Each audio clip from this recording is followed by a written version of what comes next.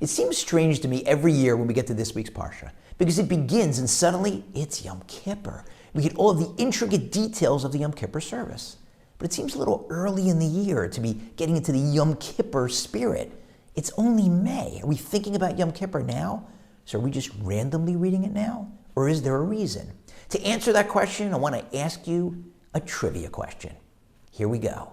Can you give me the full list of all of the people who were allowed to enter the Mot-Kedoshim, the inner sanctuary in the Mishkan and in the temple, and when they were allowed to enter?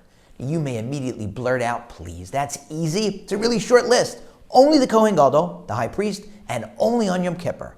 And guess what? You're right. But that's only one of 3 answers. And if you got the other 2 gold stars. Pat yourself on the back. Here's a second answer. The Mishnah tells us that there were times when the inner sanctuary needed to be repaired. And so they would send the craftsmen in to make the repairs. They had to do it in some elaborate fashion. They'd have to lower them in through a hole in the roof, put them in a 3-walled box so that they'd only be able to see the area directly in front of them they were working on, so that they wouldn't benefit from gazing at the beauty of the decorations of that room.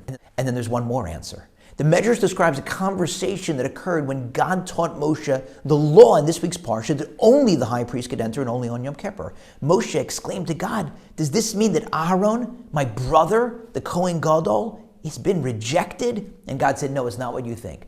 Aharon can enter whenever he wants. So Aharon, and only Aharon, not any high priest after him, was able to enter the Kodesh HaKodashim anytime he wanted. He would still have to perform the Yom Kippur service in order to enter. But if he felt like he was on that level, he was allowed to, on a random Thursday in May. And that's a lesson for us. There are times when we can get to that level. Think about it. There are 2 examples. A groom, a chassan, on his wedding day, prays the Yom Kippur prayer in his Amidah. And a person on their deathbed says vidoy, that heartfelt, heart-rending confession of their shortcomings.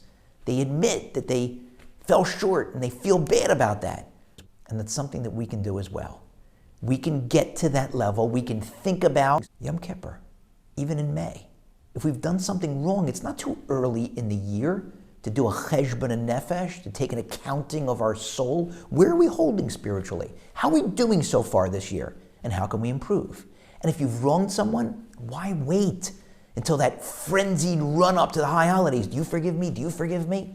Why not pick up the phone now and apologize? Who knows what can happen between now and Yom Kippur? There's no reason not to get to work now, especially during this time period in between Passover and Shavuos, when we're counting the Sefirah every single day, working on ourselves, and we're supposed to be gaining a level each day.